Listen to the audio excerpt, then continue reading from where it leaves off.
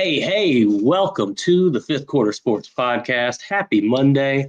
This is weird. Let me go back down there. I am your host, Mr. Kevlar. Treat them well. And yes, I try to treat them well. Joined with me, as always, Mr. Diamond Dirty D for life and Mr. Skip from Skip's Trophies and More. Fellas, what it is, what it ain't, what do we got going on today? They are who we thought they were. Ooh. We'll get into that more as we get into the podcast. Well, yep. They are who we thought they were. And I'll save it. Man, did we have what an amazing slate of college football. Did we have from noon to about 2 a.m. Good games all around. You couldn't, good God, that was a great day. And I'm going to start out with the heartbreaker in Tuscaloosa. Number 7, Alabama hosted the South Carolina Gamecocks. And once again, South Carolina fumbled the game. Had every opportunity to win and just couldn't get it done. When you needed it the most, you couldn't do it.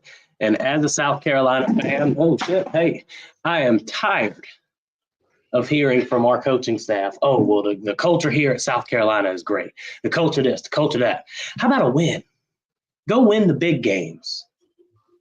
We've got the star power to do it. We have athletes on both sides of the ball. We have a monster of a defense. Yes. We have great wide receivers, which we were questioning at the beginning of the year.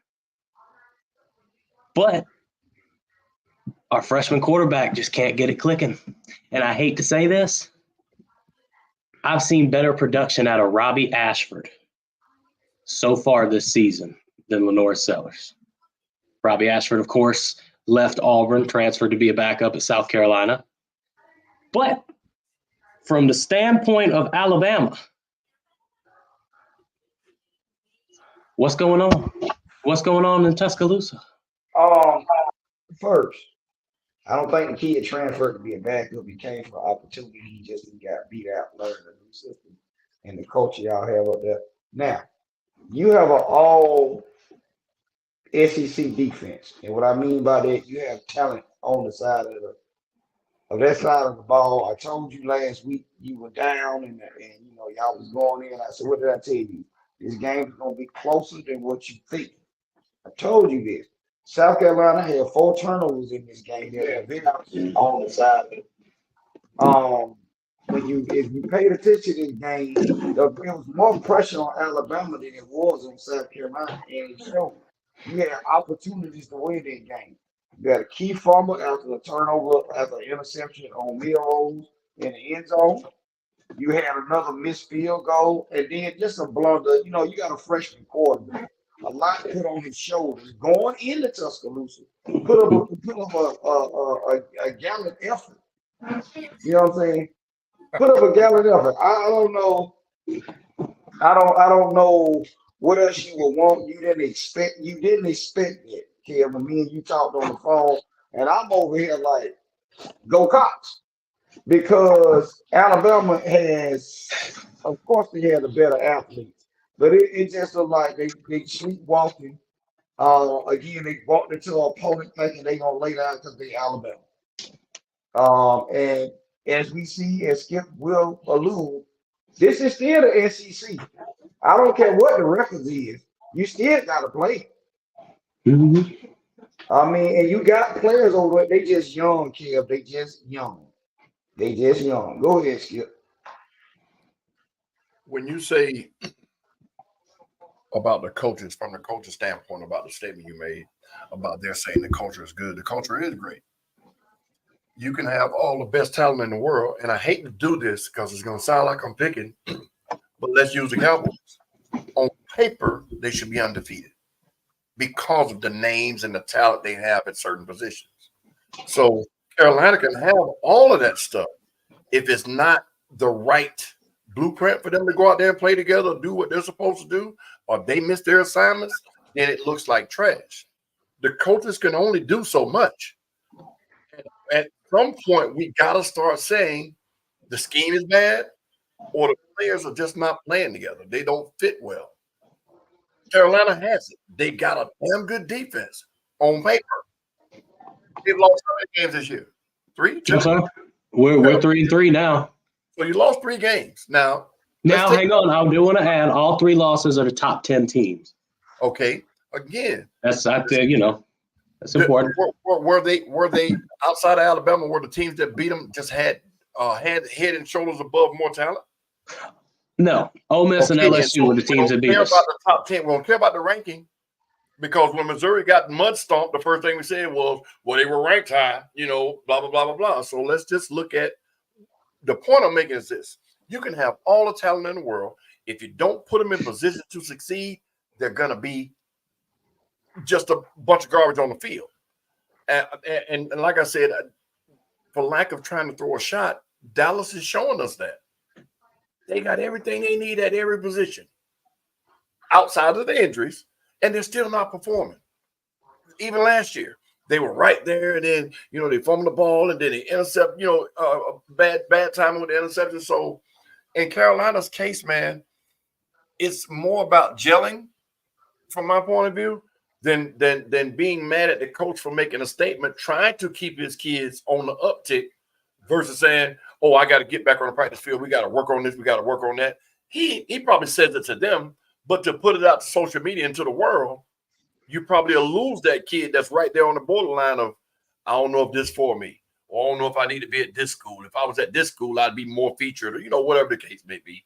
So at some point, we got to start saying these kids got to perform because they're the ones that determine whether the coach keeps the job or not. Well, Skip, I'm going to take you back to your favorite word, coaching. Yeah. And that's the last thing we're going to say before we get to the next game. But my biggest example, the QB sneak didn't work. We tried it 4 times in the first half, and none of them worked. So why would we come out in the second half and try the same thing on a 3rd and short in the 4th quarter when the game is on the line? We knew it wasn't working. Lenore Sellers, his power is not the QB sneak. He can scramble under pressure and take off on you. He is not a design run QB yet. He's still a freshman. He can learn that. But if that's their offense, though, they don't have a spread 5 receiver set to where we can create those lanes. We have a pass attack. That's what I said at the beginning. Not the pass attack, but like in Vic's case or Lamar Jackson's case, Lamar don't need but a sliver of a hole. We're talking about this kid who they don't know exactly what he's going to be yet. So to say, put him in a shotgun and let him, improvise, he's not ready for that. He's shown that. That pass was ill-advised by anybody. But he's thinking, I'm going to throw it past everybody and have another shot at it. And it just didn't work, in my opinion, from what I saw. So, but you have to stay the course, Kev, and some of these plays are sometimes scripted or whatever they want to do. Alabama's running a 3-3-5 defense. Okay. So they have fast people off in the secondary and they're trying to keep all the speed on the field. It's just to give him a little taste that it's a possibility that he might keep the ball. You know what I'm saying? He might do this, but I felt like in that moment of the game, you had momentum. Y'all had just beat off Alabama before we even got to the point you were leading. I want to call that play because anything can happen. You see what I'm saying? And you gave them momentum. If you would have kept that possession and went down, at least got 3 points, we're talking about a whole nother ball game, but they still persevered through that. And they took it up. They took it almost on overtime. It's just the part that when you put yourself in a position, and this go, I don't care what sport you're in, we're talking about football, and you never have been there before, this would have inexperienced rears his head. He threw the ball deep, but if you go back and look at it, you got a man running the out route wide open. That's the part where the offensive coordinator or the head coach got to tell y'all kid, look, we don't need nothing but a field goal track. You see what I'm saying? We would have won by 1.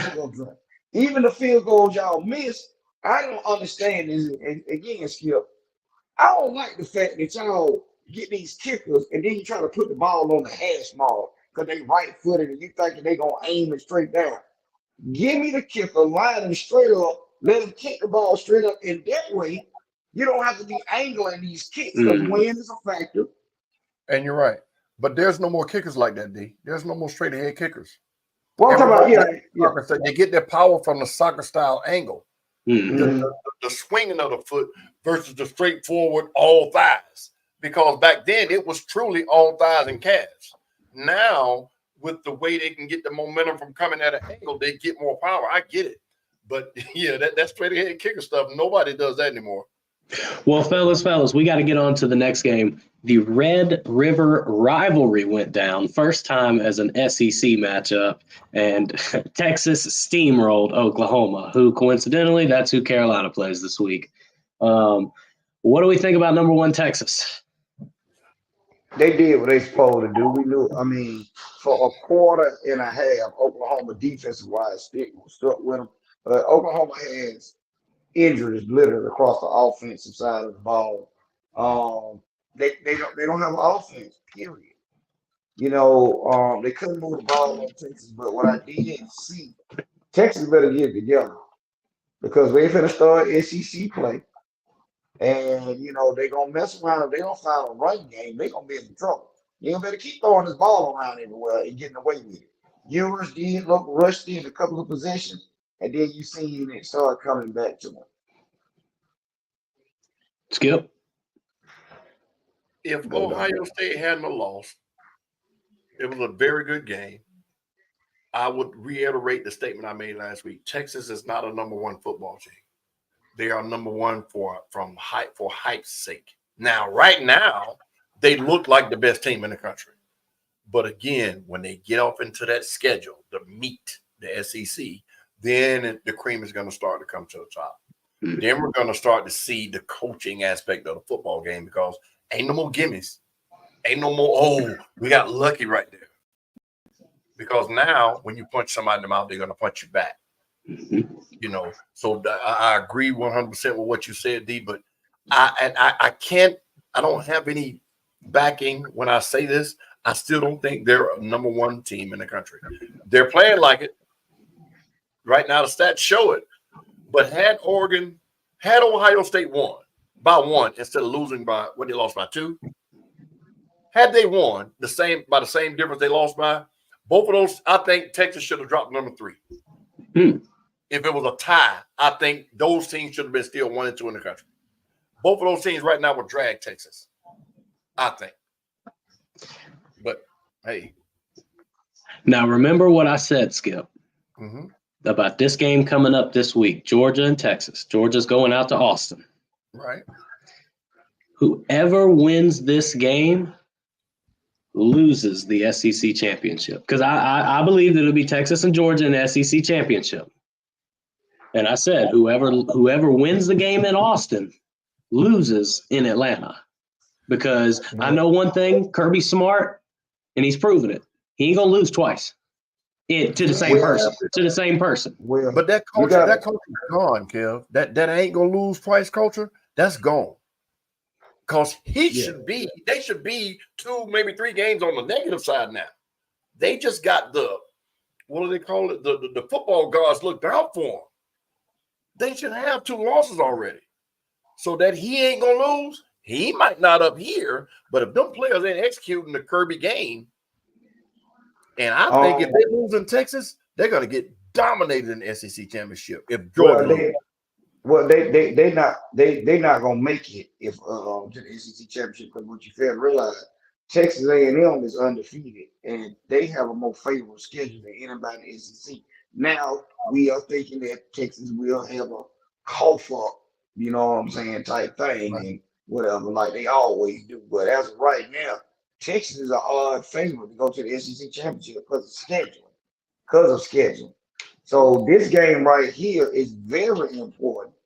More to Georgia game is Texas. Yeah, it's definitely the Georgia. I think this game will right Georgia's ship. Yes, and but the thing is, do we in the ranking system now and how everything is set up because everybody's playing everybody, I think everybody's going to have one loss. We will not have an undefeated team to win the national championship this year. I don't see it. Well, Now, Skip, it's a 16 game schedule when they get off in the playoffs. They play an NFL schedule now.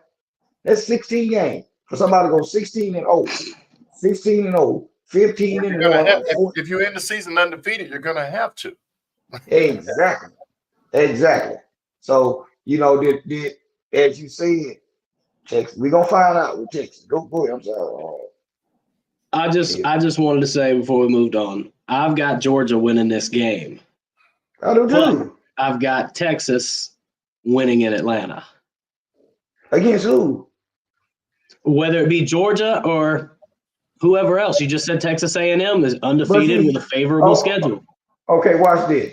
If you can, who Texas got to play out to Georgia? That'll answer that for you. I got it right. That'll answer that for you. If you say Georgia's gonna win this game, we know Alabama got Tennessee coming up. Now, as of right now, they got Vandy. They got who? Texas? As we've seen, Texas after Georgia. Okay. After Georgia, they have Vandy, Florida, Arkansas, Kentucky, Texas A&M. So they're going to Texas A&M thing. The Texas A&M thing. So this right here is probably the biggest test to Texas A&M. I'm just saying. Yeah. So if they lose, they got one loss. Let's say they go undefeated the rest of the season. They're in the SEC championship. Watch this. Arkansas ain't no pushover either.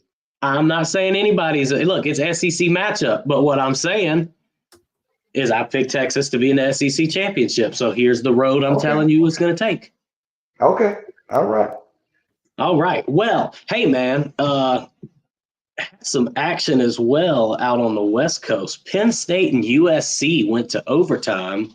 Penn State was actually the underdog in that going into that game due to Frank Wright's head coaching career on the road in those environments.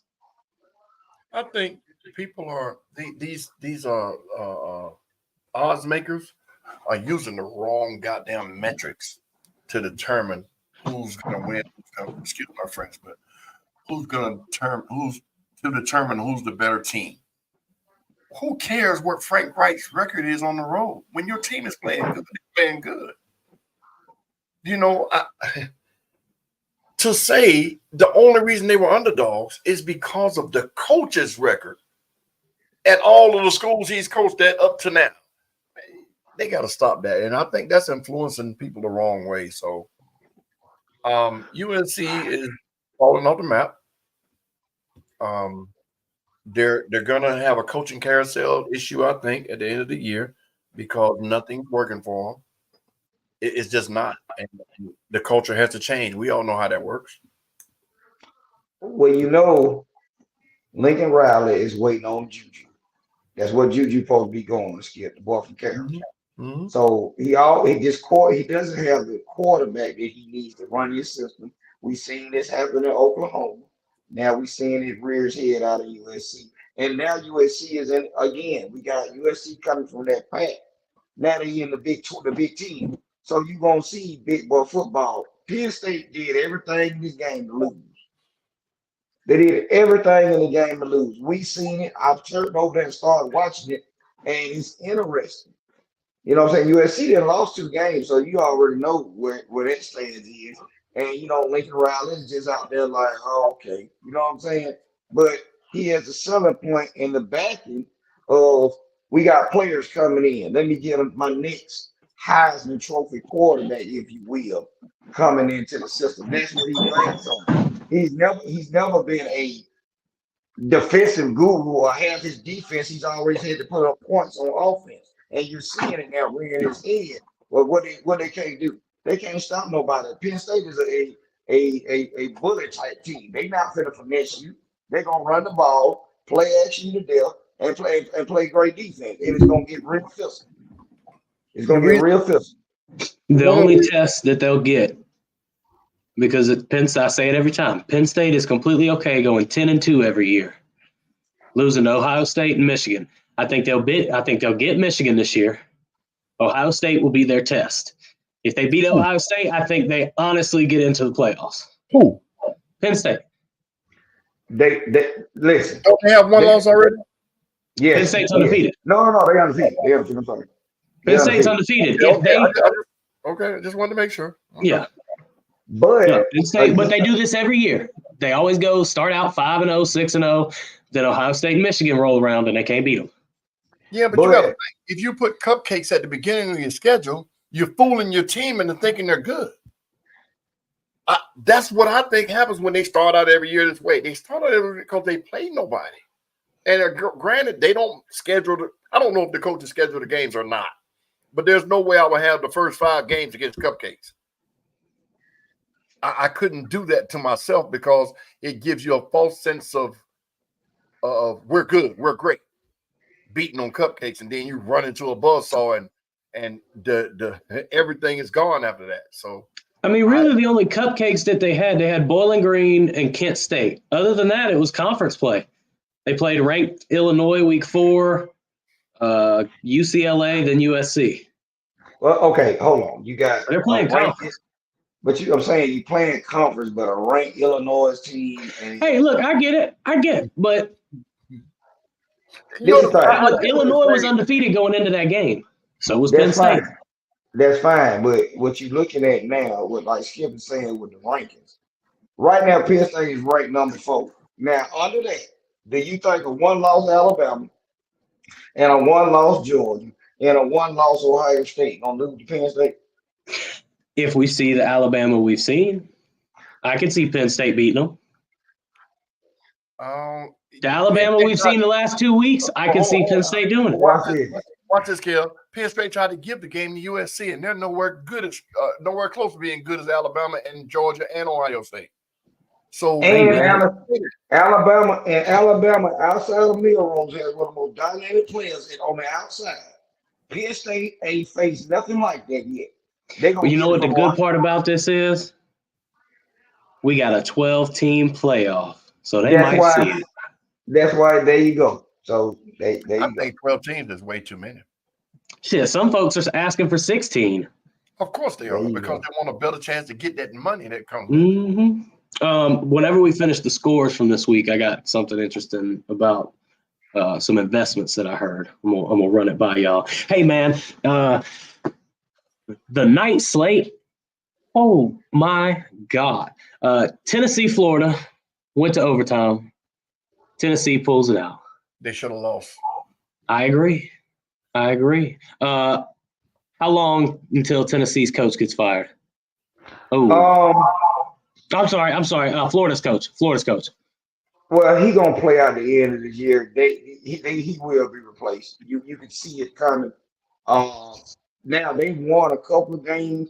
I think they might get to the 6-win window, maybe 5. They'll go bowl eligible maybe because they have some cupcake later. But we know when they get to this game and that Georgia game, they're gonna get a mud hole stomped up. It's just what it is. This is not Florida from when we grew up, the Spurs, and even when the Urban Meyer came in. When Hernandez was there, damn it, they need some killers. That shit ain't even funny. Hernandez was one of a bunch of great players they had. So that team was a whole nother monster in itself, with athletes and players all over the field. Everywhere. So right now, Florida is not the correct. To be honest with you, Miami's on a resurgence right now, but the whole state of Florida has been down in past years compared to what we were used to in college football. They go for Miami, Florida State, and had some championships in now sprinkled in, but just a straight dominance like it used to be in the 90s and the early late 90s and early 2000s. No, he's gonna get fired. Don't get it twisted. You know, speaking of coaches getting fired, the kid was it Alabama that kicked the ball and did all that bullshit? What does that tell the rest of the players? he hasn't been disciplined. We haven't heard about him being suspended for half of a game or nothing. What played against Carolina? The kid, number 13. What's his name? Malachi Moore. Yeah. I haven't heard anything about any type of discipline being handed down. We know if that was Nick, he'd be probably, we're not going to allow you to transfer, or we're not going to let you go to a D1 school. You have to sit out a year, whatever, but we're going to teach you. This is not football, that shit right there. And then when a coach tells you to come out, I'm sorry, but when a coach tells you to come out and you snap like this my team, nah. It just popped up when you said something about a coach losing his job. Any other league, professional league, there would have been fines handed out. I mean, even if it had been a professional football team, he would have been fined for that. But I mean, I agree with you, Skip. He should have set out a quarter, 2 quarters, something. You know what I'm saying? Because you mess around, the inmates gonna be running the asylum. And they are, in my opinion, they are. And you know what's going on, and it kind of reared its head in this South Carolina game. You see what I'm saying? That it's something there. Something there. Tennessee is another test for them, and if they go, Tennessee can score. So if they go up there playing around, it ain't gonna be the same thing. It's gonna be a physical game. You know what I'm saying? Now, do I think the country then caught up with what Tennessee been doing up there on offense with Josh Heupel? Yes, because every game they didn't play since them first little cupcake game, there's been a struggle. Oklahoma, this Arkansas game that they lost, and this Florida game, they have not been able to run that mess that they be running with them wides way out and all that. They haven't been able to do it. But it's 3-3-5 defense. I keep telling you, this ain't the same Alabama defense that we see. And I agree with you again. Nick Saban, he wouldn't have done that. Nick Saban standing over there. That's just my opinion. Point is, had he done it, is what I'm getting at. Okay, we know he did it. Regardless of who the coach was, something should have been done to at least show the world, I'm the coach of this team. No one player is above the rest. And right now, it looks like these players are getting away with murder. And they're playing like it. But, okay, go ahead. All right. Yeah, I like that. Yeah. Hey, you said a mouthful there. Hey, man.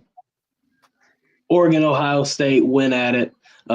Great game all around. The play by the QB at the end. I want to first mention Dan Lanning's football IQ. Yes. He put a 12th man on the field and accepted a 5-yard penalty so the clock would run, ultimately leading to Ohio State's quarterback taking off as time ran out. He said, I'll sacrifice 5 yards for about 4 seconds. They were in 3rd and 19. What are they going to do in 3rd and 14?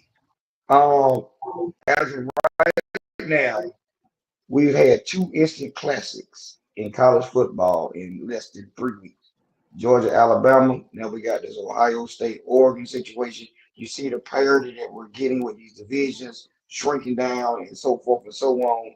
One of the best games outside of us, look at Alabama and Georgia, outside the SEC that we see, and it not being a bowl type championship game. Ohio State traveling all the way up to Eugene. And that shows you, as Skip like to say, coaching. I'm going to take this penalty. They're going to get a free play. Right, Skip? They're going to get a free play, but that clock running. They're not going to put time back on the clock. But let's say this. Dan Lanning got a situation going on up there, too. I want to see how he disciplines Skip, the wide receiver who spit in the corner on Ohio State's cornerback face. You spit in this man's face. That could have been a game changer as far as him being a key wide receiver, and you do that. You know what I'm saying? So it's a lot to unpack in this game. It was a heavyweight fight, you might well say. But there you go. Ryan Day again. Ohio State, he can't win a big game. He cannot. He is 1-7 against top 5 opponents.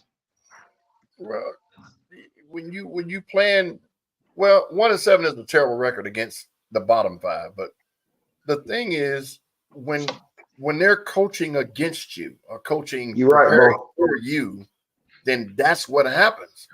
Either you do or you don't. Everybody knew what Tebow was going to do, but they couldn't stop it because of everything else around him. So we can sit here and say what Ryan Day didn't do, but if you don't have that whole everybody on the same page, everybody gunning for that, having that same momentum, I guess you could say, for lack of a better term, it's gonna happen. So and another instant classic, I think, and we overlooked it, was USC LSU. Didn't they play early? When the LSU and USC? No. Yeah. They played. They That was a played very early. good game.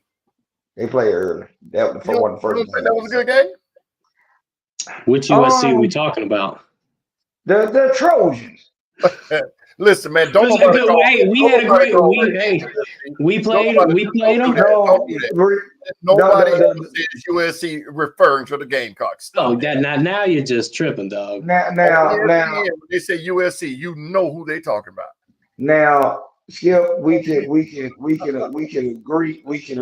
on that as far as the opening weekend game, right. But the implications of this game Saturday night, we know what it's about. Hey, this was a big game. And to be honest with you, how big it is, we didn't get Herb Street on it. Channel NBC had this game, different set of commentators that we didn't. We used to hear Herb Street. They sent Herb Street down there to the Red River. It was like, why y'all two here? You know what I'm saying? Why y'all two here? But that shows you the parody again of what they're doing. I'm gonna say this too, Skip. Oregon got some Trent jokers out there on their field. Because Ohio State tried to play them man up, Imano on the cornerback on the outside, and Dylan Gabriel was dropping that ball in the hand. I'm talking about they running by him and he bombing them sleep. Ohio State go on a 10-play drive touchdown. Oregon come back, it's 5 plays and it's a 65-yard bomb, and they running down the field, touchdown. And honestly, Oregon had some mishaps in the red zone that it could have got even worse than what it was. You had a missed field goal. Kudos to Ohio State stopping them on 4th and goal. Where they couldn't get the ball in, I would have took the points, as we all say in a game like that.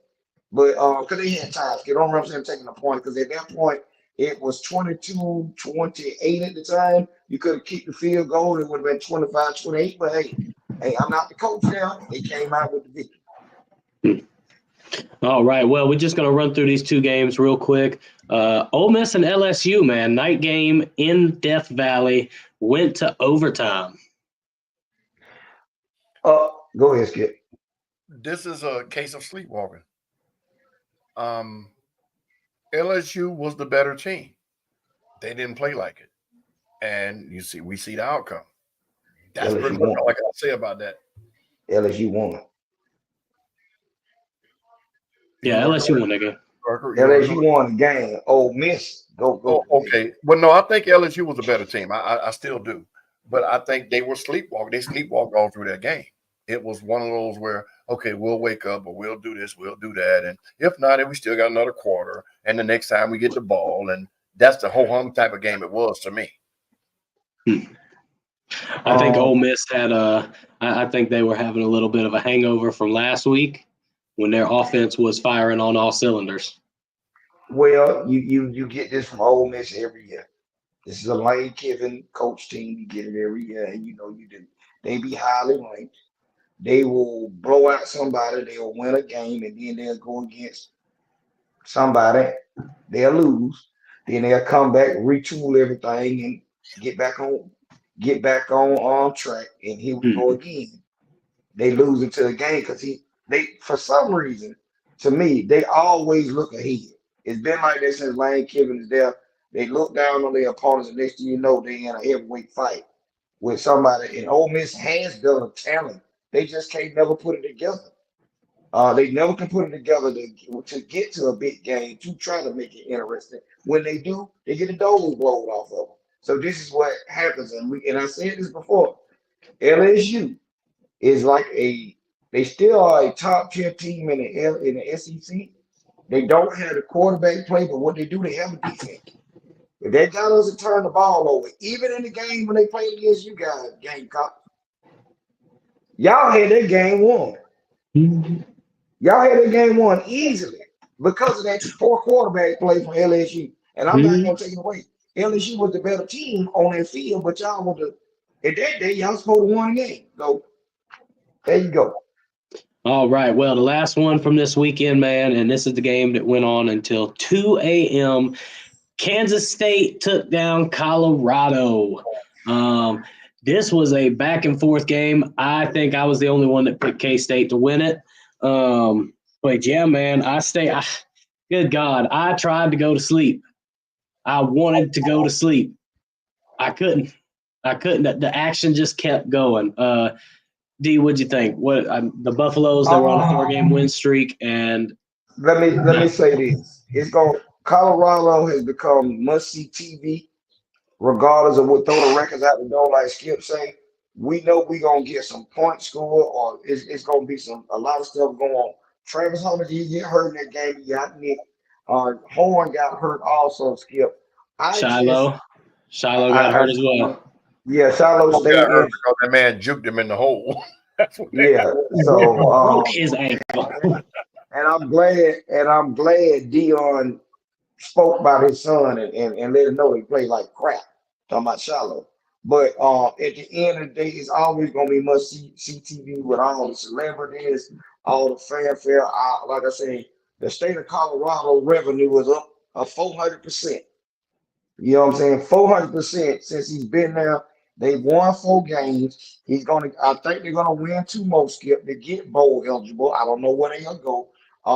And they still have an outside shot, depending on how they play, to get into the tournament. You never know right now. You're right. You never know. You know what I'm Mhm. saying? I just want them to get bowl eligible right now. Go on and get you 2 more wins, which they got a favorite schedule to do it, so we can see them in a bowl game, and that's a success for Dion. Go. I got you. I think so too. The bowl eligibility, I think, is the goal. Now, if they were to make the playoffs, by any stretch of the imagination, it will be their Super Bowl making the playoffs. Mm-hmm. One of the reasons why I say that is because next year, the fall off is going to be tremendous. They're not going to bring a quarterback in the talent of his son, at least not this recruiting year, which is what they should be going after because his son is leaving. Travis Hunter is gone. With just those 2 players, nobody else that's leaving, the void that's going to be created in Colorado, he might get a 4-star to fill Travis Hunter's shoes on one side of the ball or the other. Mm-hmm. But the fall off is going to be, that's what's going to determine what kind of recruiter Dion is. The commentators got it wrong because they're critiquing his coaching style. He is winning. Stop doing that. Figure out what it is that you can talk about that's relevant. Oh, well, he that, and it's a rock and roll atmosphere. Is he winning football games? Are his kids getting arrested, doing stupid stuff? Let's talk about that part of what this man is doing to change the culture in Colorado. But the fall off next year is going to prove who Deion Sanders is, like we say when a coach brings his own players in, brings his own talent in, because it's going to be a big fall off. Absolutely. All right. Well, fellas, across the board this Saturday, luckily for us, well, I say us, me and you, D, because you're a Miami fan, Skip. All the real big games are SEC matchups. We got Alabama going to Tennessee. We got LSU going to Arkansas. We got Georgia going to Texas. What do we think? Well, Go ahead, Skip. no. Does Bama bounce back? I know they won, but does Bama bounce back to looking like Bama against Tennessee, or are we going to see the same production we've seen the last few weeks? I don't think we're going to get the old Alabama back because Nick Saban's not there. The culture of having repercussions from coach to player is gone because of the NIL now. We see that with the way this kid acted last week and nothing happened. So when we say are we going to get the old Alabama? No, I don't think we'll ever see that again. I do think Alabama's going to beat Tennessee. Can Tennessee win? Should they win? Yeah, in Tennessee they should, but I just don't see them having a complete game to beat this team because Alabama is on the outs and they know it. If they don't know it, we'll find out this Saturday when they play Tennessee. If they don't know it, so yeah, I like Alabama in that game, but I like Tennessee also. There you go. Coin flip. Yeah. D, give me your opinion on this Georgia-Texas game. So we got to move on to NFL. This is going to be a very physical game. We're going to see if Tennessee is really ready for SEC. He said Georgia, Texas. You got to get that game out of the way because I did the other one. That's what I'm talking about. You said Tennessee. That's what I'm talking about. I'm sorry, Georgia, Texas. Okay. I think this is going to be a real physical game. We're going to really find out if Texas is really ready to play. It's very interesting how they did this. Georgia's going on the road for another big game. I be feeling like they in the SEC, but everybody don't like Georgia. That's how I feel because some of the games they got to play. But they think about all they big games. For the last 2 years, y'all been stomping mud holes in everybody. Listen to what I'm saying, sir. They don't respect them dogs, and it's just what it is, and you know it. You know they don't. They might stump a mud hole in them, but every big game that they have has not been in Athens. Has it not? So that's what you're saying. They should have all the big games in Athens because of when Alabama has had a big game, majority of the time has been in Alabama. The last 2 times Alabama had a game, they had to go down there to Texas 2 years ago. Right or wrong? And Texas almost, with Bryce Young was still the quarterback, they had to go to Texas. They beat Texas 17-14, right? The rest of the season, Alabama stuff was at the house. Georgia, what Georgia big game did? They go to Tennessee, they're fooling around with Tennessee. They ain't played Alabama, but this is the first time they played in the regular season unless it's the SEC championship. I'm talking about having a home field advantage. My opinion, in all them Joes coming in, they should have brought their ass to Georgia.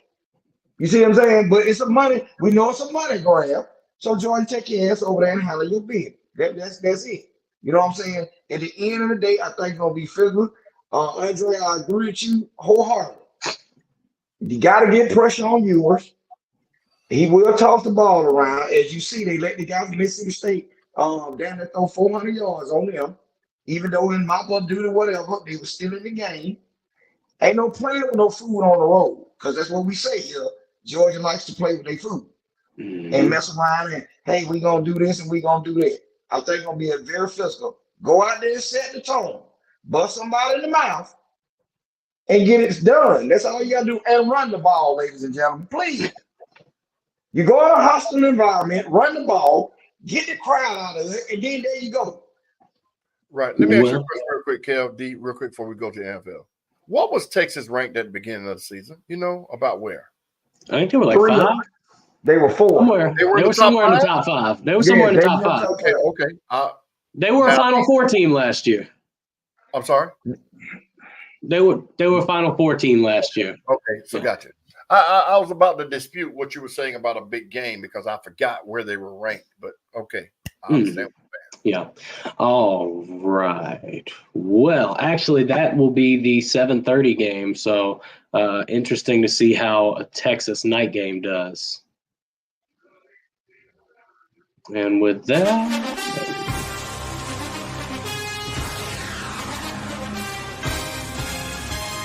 All right. We'll start with the picks from last week. Turn over my little piece of paper here. The 49ers and the Seahawks. The 49ers won that game. I picked the Seahawks. Skip, what do you think of your team bouncing back? I don't call it a bounce back. I call it them playing the defense stepping up. The offense has been, even keel. I'm gonna say even keel without CMC through all 5 games. We are the 3 losses we have. We lost the lead in those games late in the game. So I attribute our losses and our misfortunes to our defense. Could our offense have done more? Of course. But they done enough. They did enough, in my opinion, to win those 3 games that we lost. The defense, and we played against some high-powered offenses or some offenses that just wouldn't give up, and that's why we lost. But I don't think we did anything that I didn't expect us to do. I felt like we were going to win, even without Christian McCaffrey, which I thought they were going to bring him off IR. But we did enough to win, and the defense actually held the lead. There you go. D, what'd you think of that game? Great. Again, we get some Thursday night games that are getting competitive. And I think like the teams are just trying to survive and not, because they can get some injuries that'll linger throughout the season, them being, short of McCaffrey. What we seeing now, and we got to say, Purdy is playing good football. You see it where you got a Swiss Army knife and how valuable Deebo Samuel is. Because now you got a weapon. Now you can get him touches because McCaffrey's not there. You got to think they were still doing this before they got McCaffrey. You know what I'm saying? They were doing all this. So all McCaffrey did was got Deebo from not having to touch the ball all the time. Now, every 2 plays he got to touch the football. So now you go back to the identity of what they were in the first place. That Deebo now can get the ball a little bit more. You still got Brandon IU out there, but don't get it twisted. Seattle's a good football team. They are good football. Geno was playing good ball. A little mishap here and there. We had a ball game. But that's going to be a real tough division. I mean, right now. Because if San Francisco would have lost that game, they would have put them behind the scrum. But we'll see how healthy they get. And I personally think McCaffrey ain't gonna play this year. I just really don't see it what they're reporting. It's both Achilles now. Right. The strain was on the other one because he was compensating, but we'll see. If that's the case, I hope they keep him out for the future. But if it's one of those things where, Achilles is one way, it is or it ain't. So. I think they'll make the best decision, and our backups are going to have to step up, and Deebo's going to have to assume the role he assumed when he got that big contract a couple of years ago. That's just it. He's played everything in the backfield. So Debo, right. Well, Deebo is injury prone though, so you run a risk having him step up more. Nah.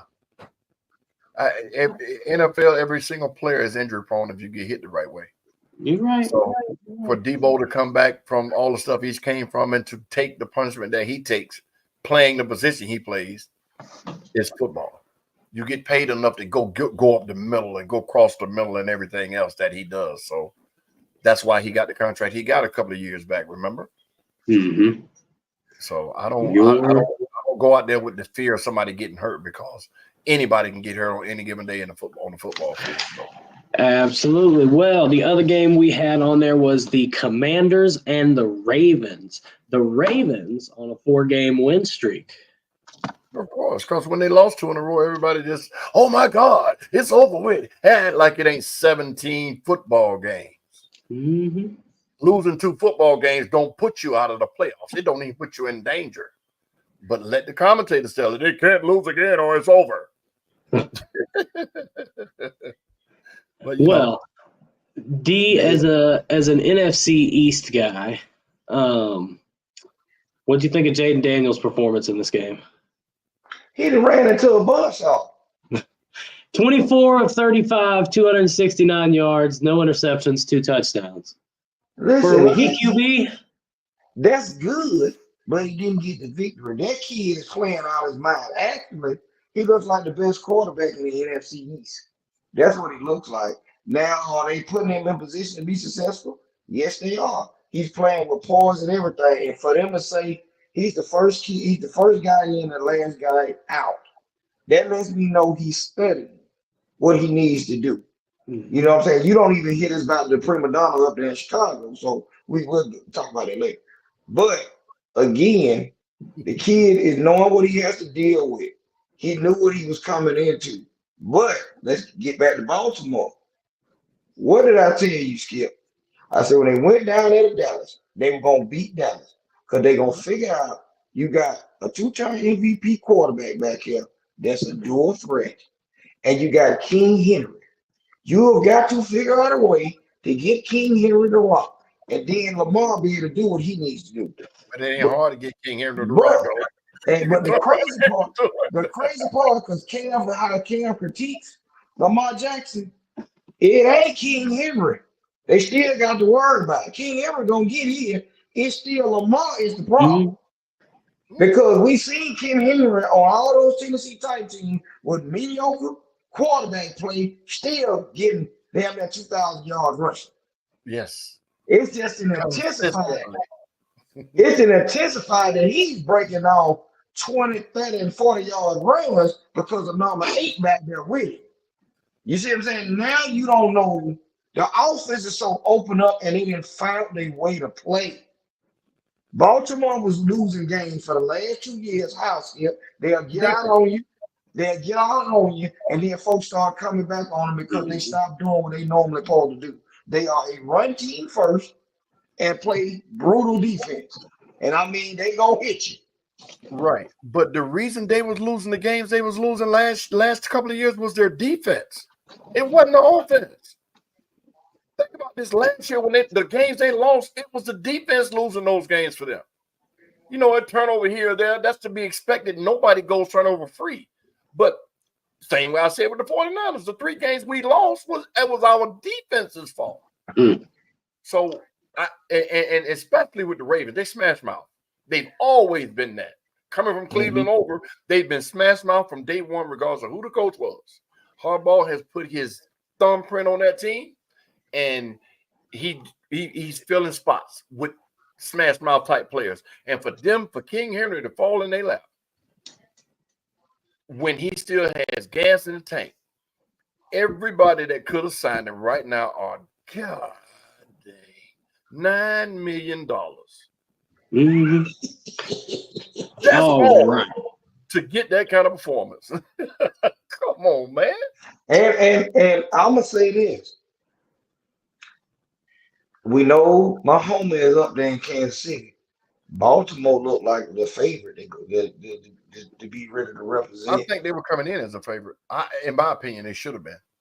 Yeah, because with a bad play, a bad call, Lamar being a little shaky in that first game, they could be only one loss. But I think the offensive coordinator has really found how to use King Henry and Lamar together. That's sometimes. Excuse me, but when you make that statement, he found out a way.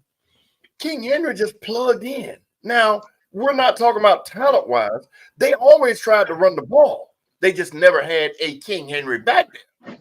Now they have decent running backs that you give them a little lane, but King Henry makes his lanes. Especially now that they run what we used to call in high school the 38 quick pitch. When they pitch it to him, he go around the end. Boy, that kind of momentum coming downhill within 2 yards. Yeah. 245. Student by the right and left. Yeah, we call it 38 quick pitch, and then you're 37 to the left. But still, when we heard that as a receiver, the crackback block, oh my God. I can't do that now. But I used to love 38 quick pitch. Ooh, that's my side. I get to go crack somebody.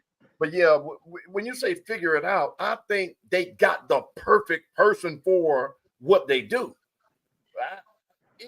I don't think it would be hard for any quarterback to play with somebody like that behind them. Tannehill couldn't do it. Even in Kansas City, I think he'd been a beast. Tannehill didn't have no wide receivers out there. Look at what Lamar had. They got 2 tight ends. They got an awful tight end, Mark Andrews. He having a down year. They got the other guy, Likely, that's playing very well. You And got the young Flowers. kid out. Yeah, you got Flowers out there running around doing all the trick plays and catching the ball. And then you got King here and Lamar. A defense has to scheme down there for every player they have in the skill position now. That's right. And you got an offensive line that's protecting them. Because now what you can't do, you can't put 8 in the box. You should try it. You can try it. But as we see, as the quarters go on, like you said, at 245, that 245 started laying on you. There's some folks out there. There's some folks out there making some business decisions on the field. Mm-hmm. Hey, they will not stand in front of him. Yep. Nobody. All right, fellas. We got to move on here. Bucks went to New Orleans. This started out as a really good game up until about midway through the third quarter, and Baker Mayfield just turned on the buzzsaw, and they ran through it. Blue-collar quarterback. I've been saying it. Mm-hmm. It don't get no better than what that young man has turned himself into. It's akin to what Kirk Cousins was doing, leaving Washington. Well, no, he started with Philly and then leaving Philly. Oh, well, hold on. No, he was drafted by Washington. And went to Minnesota. Exactly. Everything he was asked, he did it as a backup, so to speak. Mm-hmm. So this boy, man, imagine if he'd have did the same thing when Cleveland had that whoop stick. Mm-hmm. And they brought in OBJ. Oh, man. Now it's starting to show what he could have been had he had this attitude when Cleveland built that team and inserted him. Johnny Manziel would have never got drafted to him. But, that's another story. But, yeah, blue-collar quarterback, man. I've been all year. Skip, I'm sorry, D, you were the only one that picked the Saints in that game. What you got? I mean, let me say this to you. The Saints are not who we thought they were. Well, that was before wait a minute. Your boy, the Rat Man quarterback. Rat Dog. But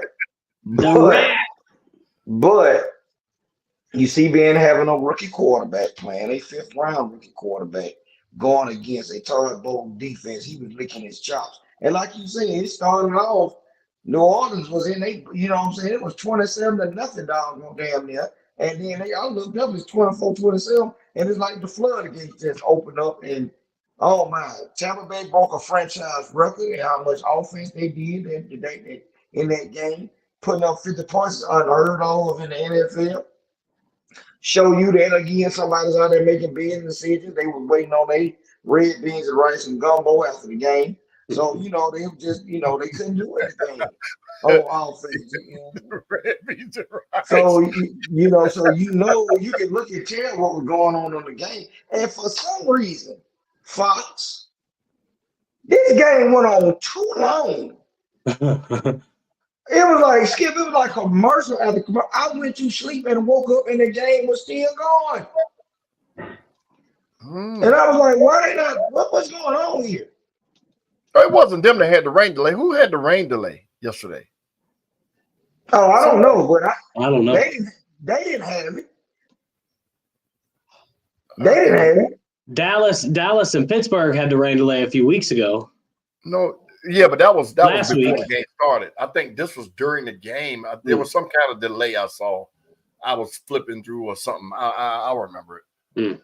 But yeah, man, I think Baker Mayfield should be the most improved player this year for that award, however they determine that award goes, because I think I'm the only one tooting his horn too. I just like what he's doing. The only reason he won't get that award is going to be because he got his team to the playoffs last year. Right. It was by default. They won the division, but he still got them to the playoffs, so he won't get – they went to the playoffs 8-9. I know. I'm going to say this. This game in about 2 weeks, when the Falcons go down to Tampa Bay, it's going to be crucial. Very. Yes. Very. And the fact that Atlanta beat them at home will make me choose Atlanta over Tampa in Tampa. I agree. I agree. I do agree. I do agree. I think the Falcons will beat them. And Kent, if you're still here, man, I'm gonna keep the Falcons name out my mouth. They have impressed me. They have shown me that okay, Skip, we're going to show you why we got 53 professionals. They're putting it together. I'm not going to give the coaches no credit. I'm going to give these players the credit because they don't have on paper a team that's supposed to be doing what they're doing. They're playing football. Kudos to the Falcons. That's all I'm going to say about it. All right. Well, the last game that we picked last week was the most embarrassing game of the day, I believe. The Dallas Cowboys got steamrolled at home by the Lions. And let me just say, this is the fourth home game in a row that we have gotten the doors blown off of us. We've been outscored like 198 to 50. It is ridiculous. The thing that confuses me, now I know, Skip, we talked about this before the show. Over half. There are 11 players on the field. 6 of our defensive starters are out, but you are in the NFL. Next man up. That's right. I don't understand how the narrative went from the Cowboys can't beat nobody on the road last year to now we can't win at home. We were like 15-0 at home. It had spanned like almost 2 seasons we lost at home. Now we've lost the last 4. Happy birthday, Jerry Jones. I hope that was your wish. Go ahead, son. Happy birthday. I hope that was your wish that we just got embarrassed. I know you like to be in the media so much. Man, D, you know what, Skip? What you got? What you got? Wait a minute. Mm-hmm. This is very strange because I was wondering why the Falcons were playing at 4:30 up in Carolina, and we didn't get to see the Dallas Cowboy game on TV, knowing that the number one commentating team, Tom Brady, and the other guy, and Aaron Andrews on the sideline. We know the controversy of this game, and who would have thought the Falcons and Carolina game was more competitive than the Cowboys and Detroit? That shows you, Kev, the fall off of your franchise and their roster. It's not a championship roster. Regardless if Michael Parsons and Lawrence was playing, I think it probably would have been a little closer, but they still would have lost. They can't run the football. And this is what happens. You had King Henry, as we stated. The man said, y'all didn't even call him for a cup of coffee. Y'all didn't call him for a cup of coffee. And he was Jerry Jones. And you know the worst part, hang on, before we continue, I have to add, King Henry and Ezekiel Elliott were asking the same money. But Ezekiel signed because there was nobody else. I know, but Jerry said we didn't have the money to sign Henry. That's why he didn't even entertain it. Right. But once they signed Dak, they had money available. See, Dak wasn't signed. They signed Zeke before Dak. Yeah, they signed Dak. They signed Dak before the first game, like an hour before the Browns game. No. They could have got King Henry. They didn't call him. King Henry signed with Baltimore. They get desperate, and then they run out there because being Jerry Jones, we the Cowboy. We could have had King Henry in that Packers game in the playoffs. Yeah, we the Cowboys. And when he gonna wait around for us. Ain't nobody waiting around for your money. And he resisted. And here it goes again, Skip. Cowboys got to come to the dome down here. And that's gonna be real embarrassing because I got the Falcons winning that one too. My screen froze. D, right back. Are we going to that game? I know we was talking about it. We need to get tickets. You got to hook up. I know y'all might. Y'all got a suite. Y'all got a suite. I'll check. I'll look into that, sir. I'll look into that. I'll pay whatever. I just if we get a suite through the job. No, we don't have a Frito-Lay week. But I will show you how to get you. Yeah, you know what I'm saying. We need to start looking now I know. because the crazy part is if the Cowboys start losing, yeah, the ticket sales go. It goes down. Hmm. Yeah. From what I've But seen, I wouldn't be surprised if Atlanta beats us fucking. Oh, so my bad. 35-9. Brandon if Aubrey's the they, best player on our team right now. but if y'all ain't got no run, the running game is the problem. Hmm. Everybody, you one dimensional. You got one receiver that's turned into one of the most Being temper a diva. He's Des Bryant 2.0. he's throwing temper tantrums now that you see he's got his money. Now Mm-hmm. it's that get me the ball, and everybody knows this. You have nobody else out there to fear. I don't know how he's getting open all the damn doggone time because he doesn't. And Dak is under pressure, and then when they get down by 14, they're desperate. Mm-hmm. They're desperate. Now he has to throw the ball 40 and 50 times to try to get back in the game and hoping that the defense can stop somebody. Yeah. You know what I'm saying? I don't know what y'all got going on. You know what I'm saying? And you could put Michael Parsons back out there, you could put D-Law back out there. It's still gonna be the outcome. You ain't got nobody in the secondary to stop what's going on. Well, we did just get Deron Bland back. I think once his rust wears off from being on the sideline for 5 weeks, we'll see. We're not going to see the season he had last year with all them pick sixes, No, but I think he will get no. out there and get some crucial turnovers because that's been our problem. You kept saying it last year. Our biggest key to winning was creating turnovers. And we're not doing that. We can't even tackle somebody right now. So we're not creating turnovers, and that is our key to winning. And that's a problem with any team with a mediocre offense that doesn't have weapons. Your defense has to I win wouldn't say a games. mediocre offense. Your offense is mediocre, so you can't run the football. But I tell you this, you got a mediocre team, and it's showing right now when you didn't couldn't spend no money in free agent to make the team better. Your team ain't better than last year. Oh, And I know 100%. 100%. This all-in bullshit they've been talking about? Nah, ain't that. All right, we're gonna move on to this week's picks. Skip. The Texans are going to Green Bay. 5-1 against a 4-2. I like the Texans. You like the Texans. See? I'm gonna agree with him. I am going. You know what? Just to be the odd man out, I'm gonna get the Packers. And that's why you ain't gonna never win nothing. Hey, Hey. stuff. It's okay. We got a whole season to go. We only a quarter of the way through. Here is a great game I think we are going to see. The one-loss Lions taking on the undefeated Vikings. In Minnesota? In Minnesota. I like Minnesota. I like Minnesota also. I'm taking Minnesota in that one. Closer than what we think, but I'll take Minnesota also. All right.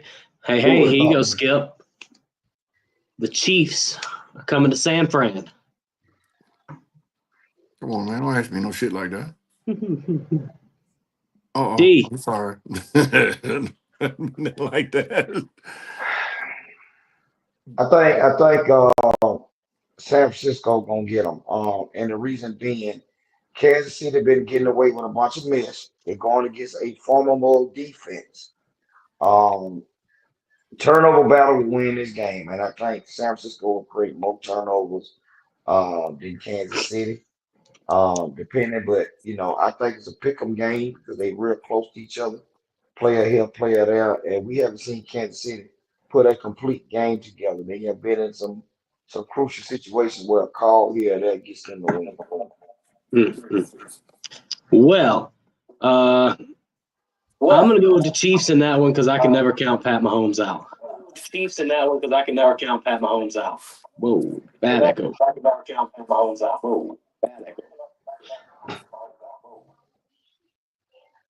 All right, we good? Yeah. All right. Ravens and the Bucks, both 4-2. That will be played next Monday night. Blue collar going up against last year's MVP. I will not pick against Baltimore the rest of the season. I don't care who they play. They have a two-headed monster, and it's actually a Medusa type monster they got. Because I really feel like if the run game doesn't work, then the pass game will wake up in Baltimore because the defense is standing up in the paint. So with that monster that they got on the offensive side of the football, meaning both tight ends, the receivers, and the king in the backfield, we ain't got to speak on Lamar. Everybody knows what he is. I will not pick against them, even if they play the 49ers again.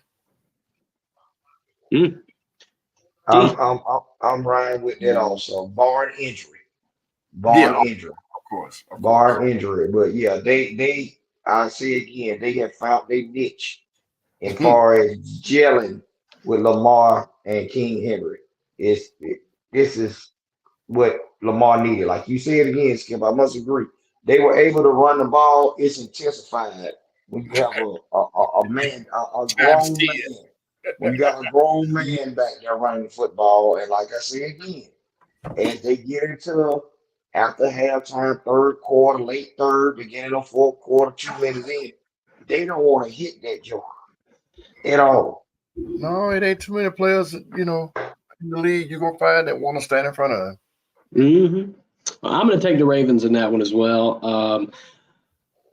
The Tampa Bay defense is not, on paper, is not the best defense. It's a kind of a ragtag bunch. And I think that running game is just going to be too much for them. All right, last game we got here: the Cowboys versus the bye week. Bye week's favored by 7.5. Man, get out! I like bye week by 2 touchdowns. They might get hurt getting in the ice tub. Hey man, here's an interesting fact. If you didn't know, Diddy Watson, aka Massage Watson, since joining the Browns, don't do that. Don't do that. Don't do that. That's terrible, man. Has 24 lawsuits settled and 19 touchdowns with his career at the Browns. That's terrible. Why would you do that?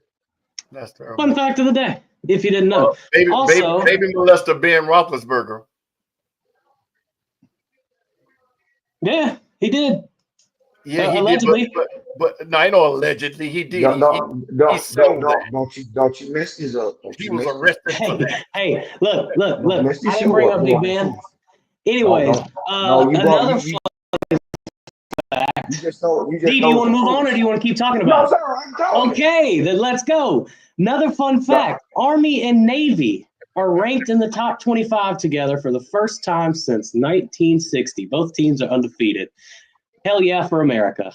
And have an outside shot favorite records to play in it to get into the playoffs. Gonna get demolished by whoever they play. But on their schedule, they have to play both teams have to play Notre Dame. So that's how it goes, which is some crap too. But yeah. So now Notre Dame got Army and Navy on their schedule? Yes. That's ridiculous. And they want to be one of the top teams. And then they always keep them ranked. That's ridiculous. Mm-hmm. I understand having cupcake games, but man, some of the FCS schools are better than Notre Dame, Navy and Army. Man, stop it. Yes. That's crazy. So they are banking. They are banking on Notre Dame beating them, so they won't be undefeated. Thank you, Kim. Thank you, Kim. One more thing that I just saw before we got on the show. Lincoln Riley has 5 former quarterbacks currently starting in the NFL. Baker Mayfield, Kyler Murray, Jalen Hurts, Spencer Rattler, and now Caleb Williams. And count the Heisman. Caleb, Baker, and Kyler got Heisman. Jalen Hurts was in the running for the Heisman. That's why his resume is a quarterback guru that he can go into the kids' home and recruit and let them know. And all of them outside of Jalen and Spencer have been number 1 picks. Mm-hmm.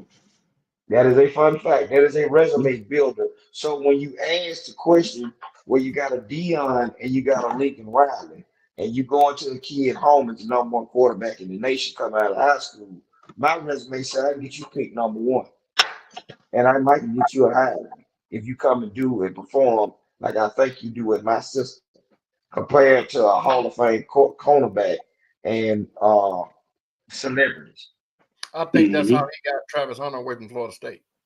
It don't matter how good you are, brother. If you go there, you're not going to be coached right. You're not going to be given all the tools you need to get to the next level. Now, with all of the Hall of Fame type players he has hanging around, some of the Hall of Fame type coaches he got on the staff, that's part of the team unofficially, they're going to get those big star recruits in the Boulder, I think. But right now, he needs quarterback. He needs one of the top 5 quarterbacks coming out of high school coming to his team next year. Or he needs a hell of a transfer. Or it's going to be off like it's going to be unprecedented. Well, this is our last story before. Well, hold on, I'm sorry, kid, excuse me. I got a question for both of you. If old boy down in Florida State get fired, do Dion leave? No. I don't think so. Dion, somebody asked him what his alma mater was, and he said the school that he went back and got his degree at. That's right. So I don't think so. It's not about the money with Dion, and that's what got your boy away from Florida State to Texas A&M was money. He had a squad in Florida State. He had incoming recruits, and he left for the bag. It ain't about the bag with Dion. At least that's what he portrays. Let's say that. Because money is money. But I don't think he goes to Florida State. I just don't. He can't change that culture. They're on a downward swing, and they're gonna hit the bottom before they start to come back up. To bring that up, this is the ugly head of the transfer portal. The last couple of years, Florida State has been bringing in transfer portal players. Now you see what they're doing because they got half of Alabama folks that came over from Alabama that wasn't playing. And you see that they can't coach those kids to be successful on the field. All right. Well, last story of the day comes out of the NFL, and I know we all saw the news. I believe it was Tuesday. The Jets fired Robert Saleh, and I just want to say that I believe this is a case of Aaron Rodgers being Aaron Rodgers. Robert Saleh is hang on. Robert Saleh is a defensive coach. In the last 3 games, the Jets have let up 1 touchdown. The defense isn't the problem. It's their offense. Who's running the offense? Nathaniel Hackett, Aaron Rodgers' favorite offensive coordinator, who he brought with him as a stipulation of him coming to the Jets. No. Where was Nathaniel Hackett last year before last? He was the head coach. He was the head coach of the Denver Broncos before Sean Payton took over. Look how Denver has been. Look at Denver's roster franchise. What Sean Payton inherited. They weren't doing nothing up there. Now you bring in, and I'm not gonna say this is Aaron Rodgers. Go pull up Robert Saleh's record since he's been there. Go pull up with his offensive production. This before Aaron Rodgers. They rank below in every category on the offensive side of the ball. Now, you don't have a window for Aaron Rodgers ain't going to play another 5 years in New York. We know that's not going to happen. You might get 1 more year out of it. You might. This team has got a Pro Bowl roster on their defensive side of the ball. Can we agree to that? Yeah. You have a Hall of Fame quarterback at the helm. You got 2-headed monsters at running back, and you got a young rookie receiver. Well, he's not a rookie, but a 2nd-year, 3rd-year receiver that's trying to come in his own. You should not be in this situation on offense. And for what they did to demote Nathaniel Hackett, you should have went on and just fired him with Saleh. To have him demote him and have the quarterback coach call the play, what is he in the room for? You know what I'm saying? Skip, before you go, my bad, dude. My bad. Here's my thing with it. My problem. Robert Saleh, yeah, his first year when they were trying to juggle through them quarterbacks, Minshew and the other boy, Zach Wilson, things weren't going well. They bring in Aaron Rodgers. Aaron Rodgers gets hurt. The Jets organization and Robert Saleh sit down and they say, okay, after we saw how that season played out, they said, okay, well, let's give it another year. We'll give you another chance because our quarterback's coming back and he should be healthy.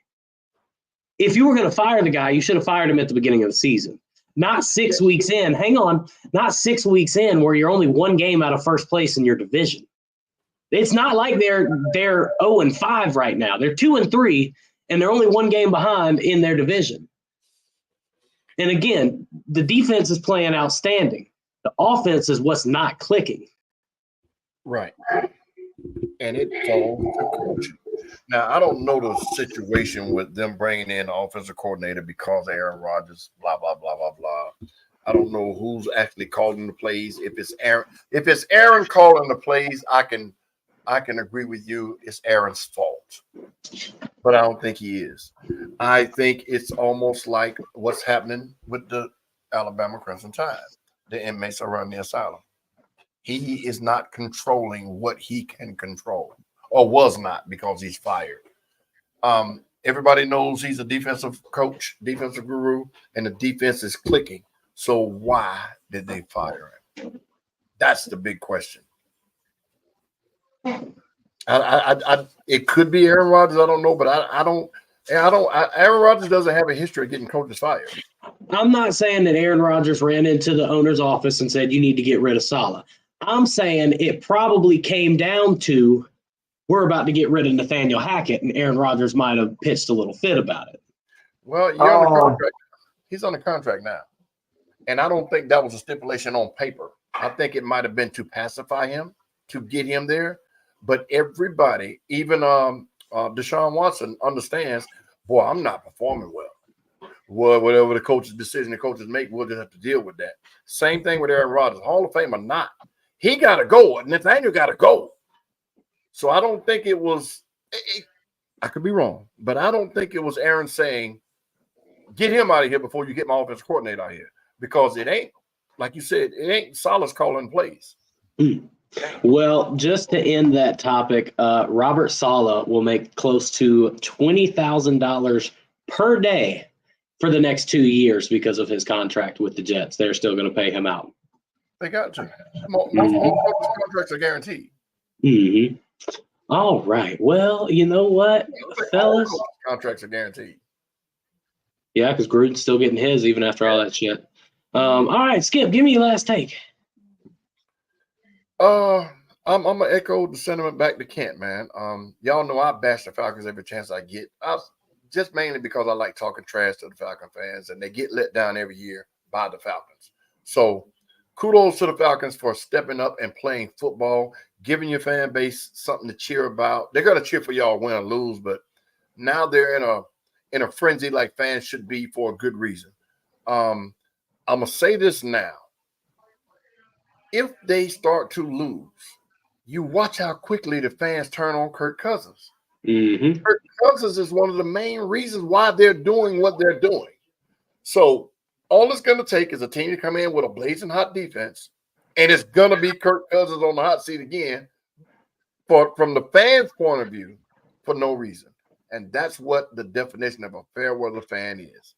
As long as everything is good, it's great. But as soon as it goes a little to the left or to the right, get rid of it. Proven time and time again. But shout out to the Falcons, man. Y'all doing your thing. I have nothing negative to say about y'all. That's my final take for this week. There you go. And also, I want to add that the Falcons play the Seahawks this week. And I like the Falcons. My final take is Nick Sirianni is becoming a clown show and on my team, Philadelphia Eagles. For you to be as passionate as you say you are, to be fussing with fans in the stands after coming off a bye and Philly's unbelievable record coming off a bye, they win games. Y'all haven't put a complete game together since the first game of the season. We don't know the identity of this team or what's going on behind closed doors.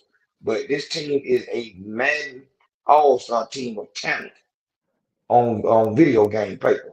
Y'all need to get it together because y'all gonna, you know what I'm saying? Luckily, the Cowboys are who the Cowboys are right now, but y'all are mediocre team at best. Washington is the best team in their division, hands down.